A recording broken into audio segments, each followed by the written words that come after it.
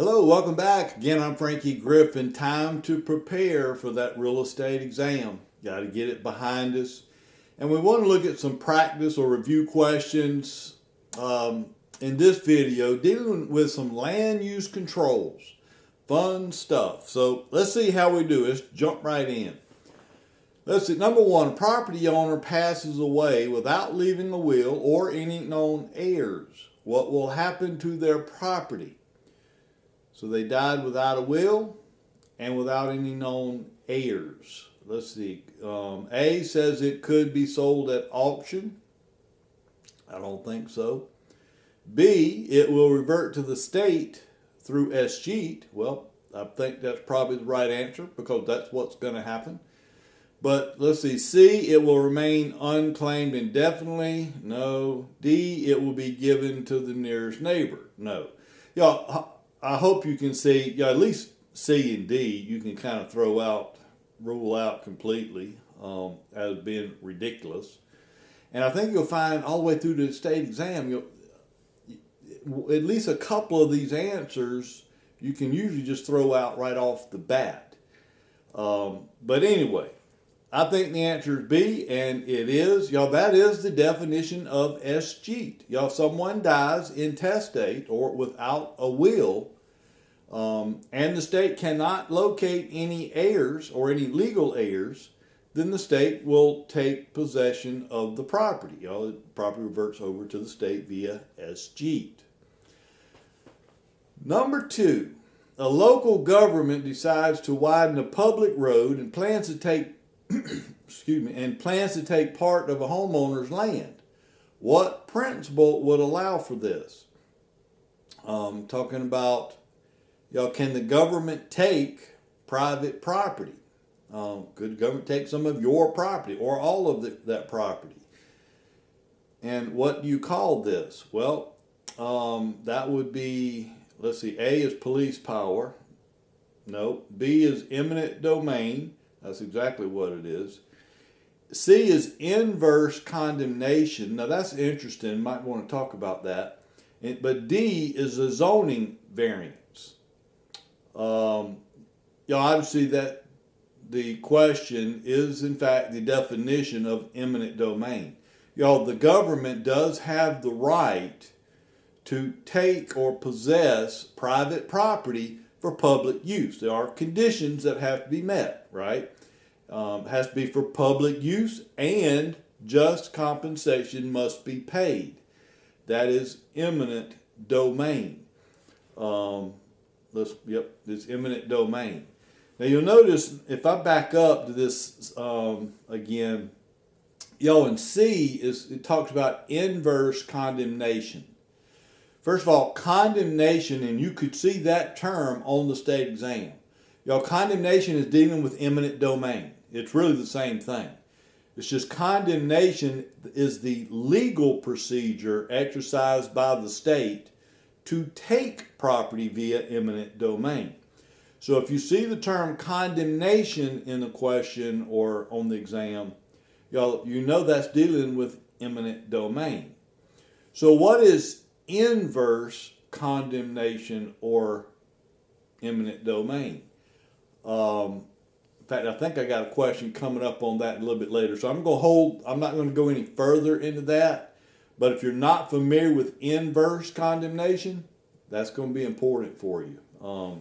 But I got a question coming up dealing with that, so we'll talk about that some more when we get to it. All right, question number 3.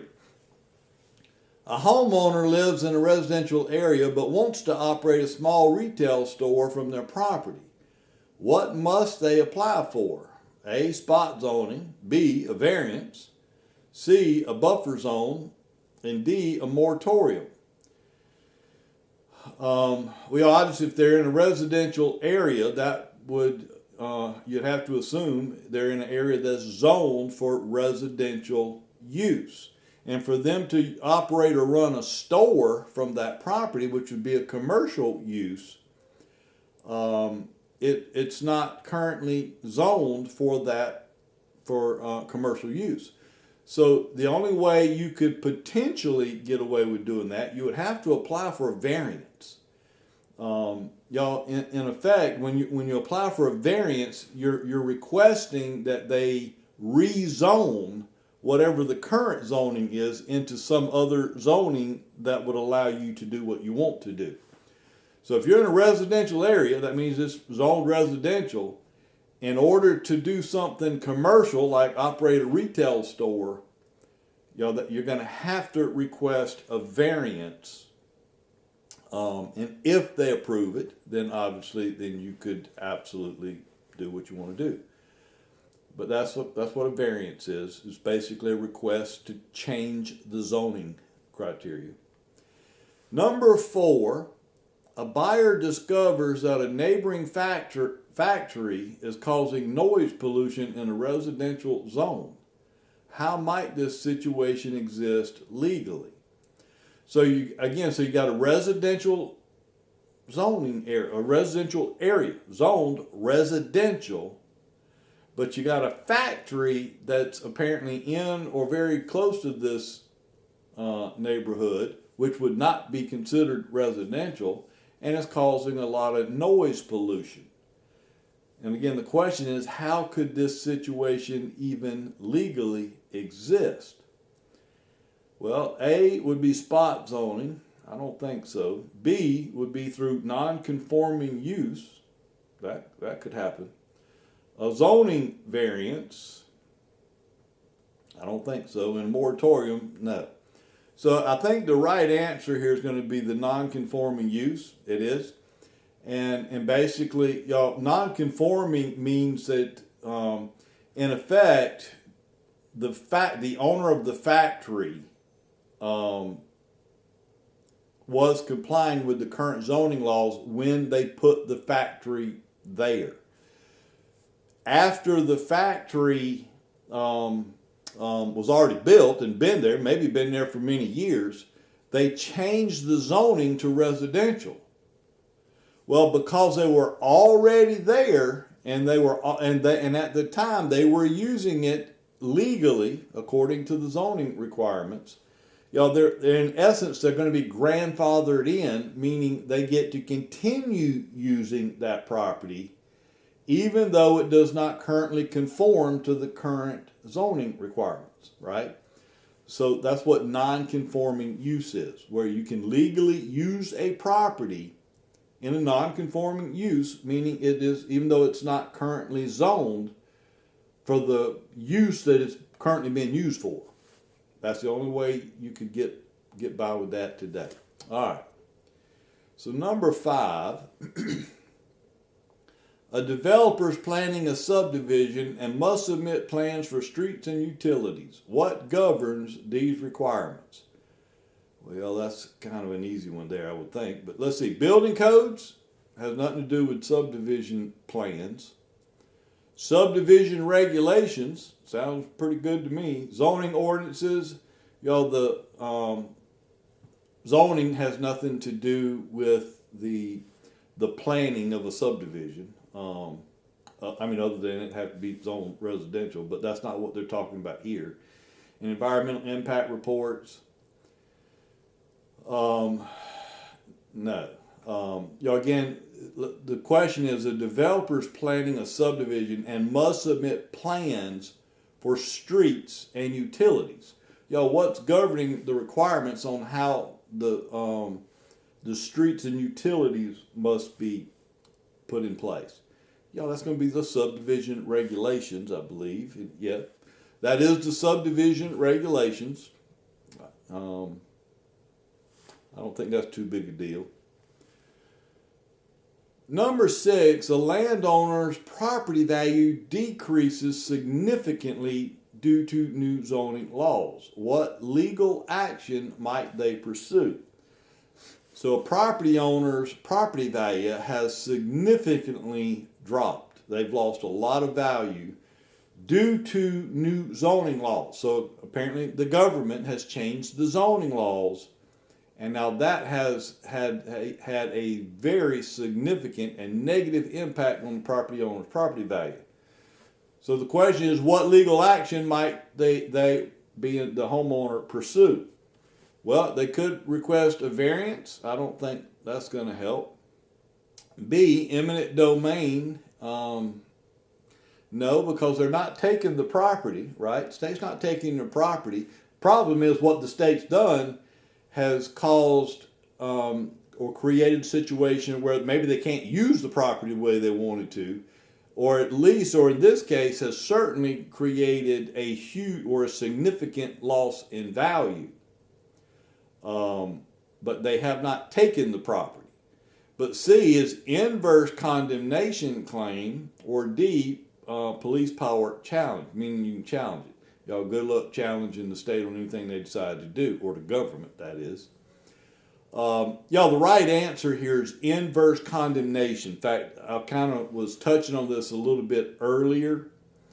Y'all, one of the first couple of questions we actually went over. Y'all, if you're not familiar with inverse condemnation, y'all look into it.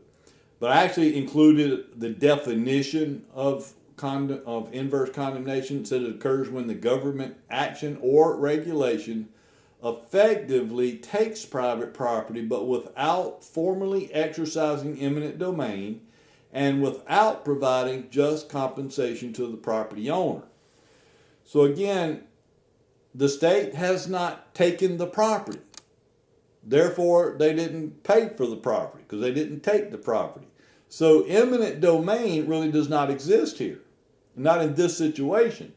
The problem is what the state or government has done, it's destroyed the value of the property. So basically, yeah, I still own the property, but it's worthless now because of something the state did.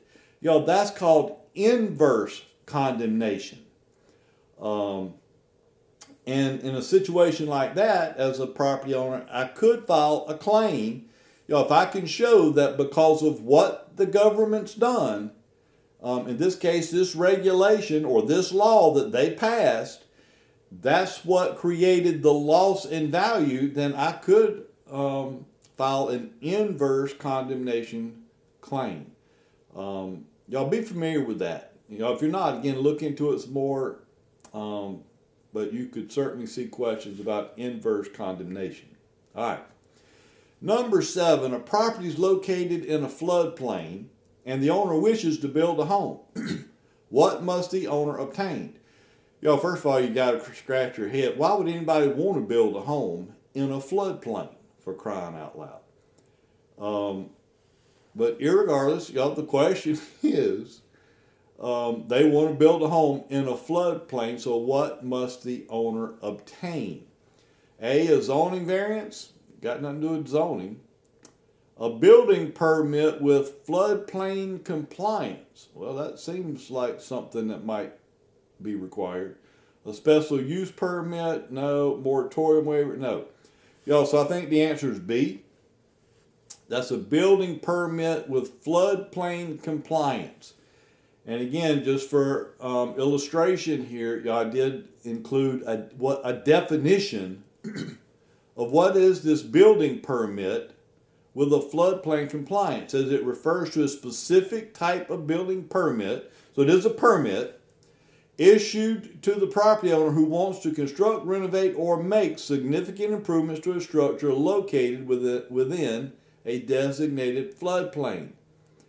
The permit will ensure that the proposed construction does comply with all local, state, and federal regulations designed to reduce flood risk and ensure public safety.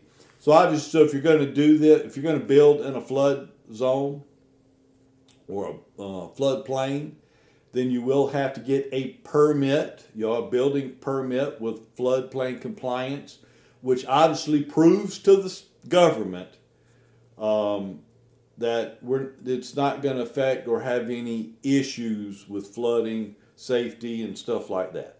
All right. Number 8, a neighborhood association enforces rules about home paint colors and fence heights. What are these rules called? Well, that should be pretty simple. Well, it's not a zoning ordinance. Got nothing to do with building codes. Covenants, conditions, and restrictions. CC&Rs. That sounds like the right answer, and that's what I think I'll go with, and it is. Yep, I think, that's pretty common sense, I think. Self-explanatory. Y'all, especially if you live in a neighborhood with an HOA, the homeowner association, then you will have to comply with covenants, conditions, and restrictions of that neighborhood. All right, number 9. A landowner discovers an underground storage tank on their property. What should they do first? First of all, what is an underground storage tank? Well, it's what it sounds like. It's a tank that's underground, but it's a tank that they use to hold fuel oil. A lot of people still do, but certainly did in the past. They would heat their home with fuel oil, and they didn't like these tanks just sitting, beside their house. Just visually, it was not very appealing to have a fuel tank sitting up there beside the house. So people decided, well, let's bury the tank. That way you can't see it. And then all you had was basically a little pipe sticking up out the ground to be able to put the fuel in. Well, now that's illegal. Obviously we've discovered if you put a metal tank in the ground, it will begin to rust and corrode. It will start leaking, and fuel oil will start contaminating the groundwater. So these storage tanks, these underground storage tanks, are now illegal. You cannot have those, or at least you cannot use them. But when they passed that law outlawing underground tanks, what most people did, which was legal, is they decided to leave the current tank in the ground, just leave it there, and put a new tank above ground, instead of digging it up and putting that one back above ground. So for that reason, there are a lot of homes today that still have these underground storage tanks on the property, even though they're hopefully not being used. Well, you could still have some fuel oil and stuff in these tanks, right? There could still be some problems, issues. If that tank does corrode and rust enough, and eventually it will, if somebody drives out across that tank, not even knowing it's there, it could collapse and it could cave in. There could be all kind of problems here. So anyway, so the question is, if the landowner discovers an underground storage tank on their property, what should they do first? A, remove it immediately without inspection. B, check state regulations for tank registration and contamination. Notify the Environmental Protection Agency or ignore it if it poses no visible risk. I can almost tell you, anytime you see an answer with ignore it, probably not a good idea. But the answer is B. The first thing you do is you do need to check with the state regulations and find out what you can find out about the tank, right? Has it been registered? Has it been any contamination issues there? And then the regulatory, and it's usually like DHEC or something like that, or that agency, is probably who you'd want to contact. But anyway, the question is, what should you do first? You need to find out from the state agency that governs these underground storage tanks and find out from them what to do. That's basically what it's saying. All right. And then 10, a property owner is planning a new construction project and must meet specific safety and material standards. What document is required before they begin? So before they start construction, they got to have a document requiring them to meet safety and material standards. What document would that be?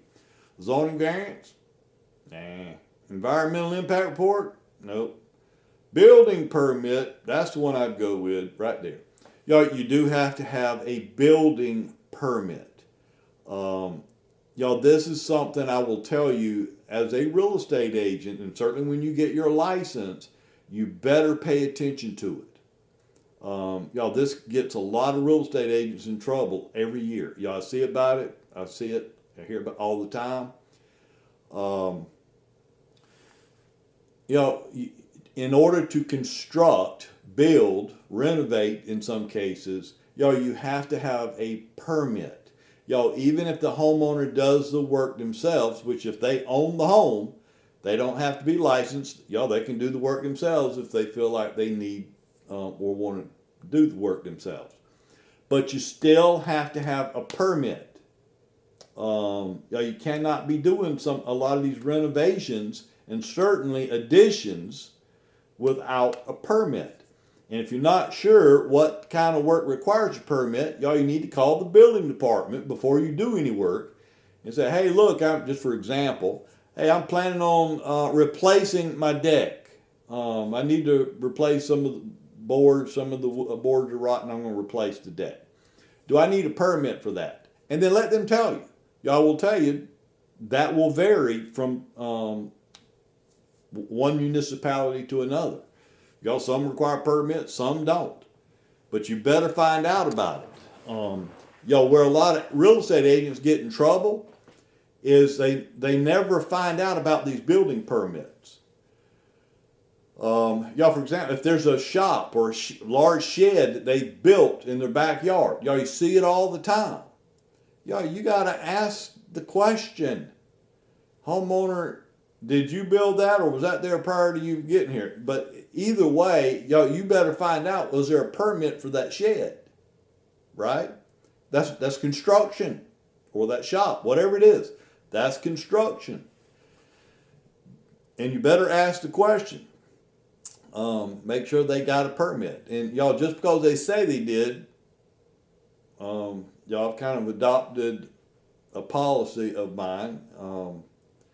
It's unfortunate I had to get to this, but my policy is, in God we trust, all else we verify.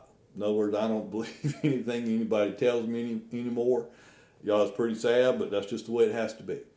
So I do ask the question. And if they say yes, they did get a permit, then I will say, awesome. Do you have a copy of it? And if not, I can run by the building department on the way home and ask for a copy of that. I'll get a copy of it from the building department.